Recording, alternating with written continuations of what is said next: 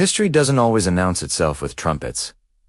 Sometimes it begins with a feedback hum, a loose cable, a room that smells like sweat and cheap beer.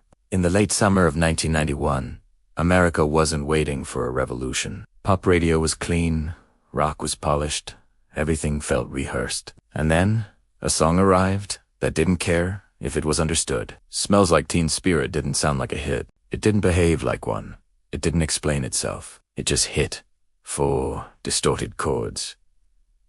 A pause. Then a voice that sounded bored, angry, confused, and somehow all at once. Kurt Cobain didn't step forward as a spokesman. He stepped back and let the noise speak.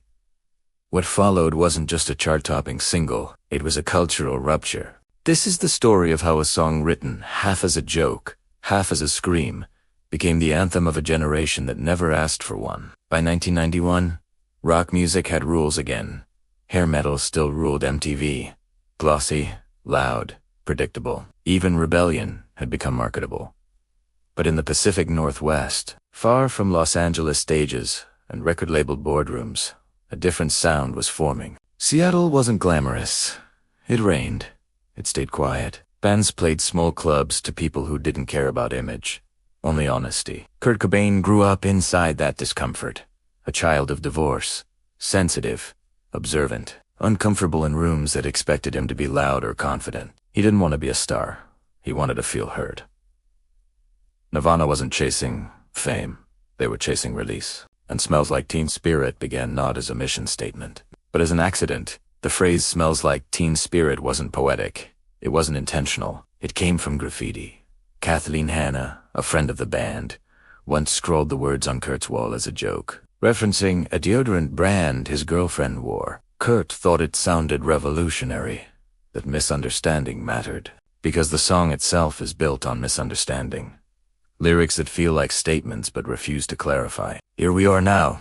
Entertain us. Was it sarcasm? A demand? A confession? Even Kurt didn't he want to explain it. He once said the lyrics were a bunch of contradictions. And that was the point. Musically, Smells Like Teen Spirit was simple, but its structure was brutal. Quiet verses, explosive chorus, then back again. It mirrored emotional whiplash, the way young anger rises and collapses without warning. Producer Butch Vig helped shape the sound, but never sanitized it. The guitar tone was thick, muddy, almost hostile. Dave Grohl's drums weren't flashy. They hit. Krzysztof Wasilika's bass grounded the chaos. And then there was Kurt's voice. He didn't sing to the listener. He sang through them. Half mumbled, half shouted. Never clean. It sounded like someone who didn't care if you liked him. Only that you felt something. Radio didn't know what to do with it, until audiences did. Then came the music video.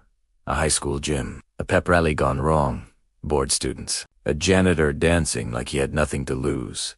It wasn't rebellion. It was apathy, turning violent. When the cheerleaders tore down their uniforms, it wasn't erotic. It was defiant. When the crowd rushed the stage, it wasn't celebration. It was release. MTV played it once, then again, then constantly. And suddenly, the underground was no longer underground. Within weeks, everything changed. Nirvana was no longer a band from Seattle. They were the face of something bigger. The word grunge was everywhere, even though the bands hated it. Kurt hated the attention. He hated being misunderstood. He hated being turned into a spokesperson. Teen Spirit became an anthem. But Kurt never wanted to lead a generation. Onse, Said. I feel like I'm being misunderstood by my audience. The irony was brutal. The song about confusion became crystal clear to millions. Smells Like Teen Spirit wasn't about teenage rebellion. It was about numbness. The boredom of expectations. The exhaustion of being told who to be. The frustration of wanting meaning but not finding language for it. It wasn't political. It wasn't ideological. It was emotional. That's why it still works. Because every generation understands that feeling. Kurt Cobain didn't survive the weight of what followed, and it would be dishonest to separate the song from that truth. But Smells Like Teen Spirit doesn't belong to tragedy. It belongs to release. It belongs to every moment where music says what people can't. The song didn't save anyone, but it reminded millions they weren't alone in feeling lost.